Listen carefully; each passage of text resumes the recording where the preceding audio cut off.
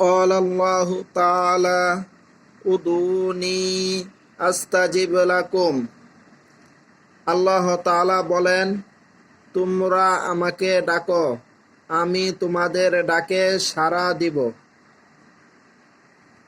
قال النبي صلى الله عليه وسلم الدعاء هو العبادة।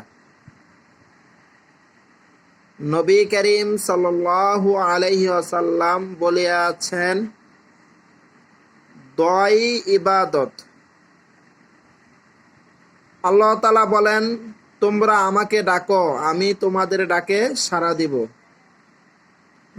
ক্বালা নবিয়্যু সাল্লাল্লাহু আলাইহি ওয়াসাল্লাম আদ-দুআউ হুয়াল ইবাদা।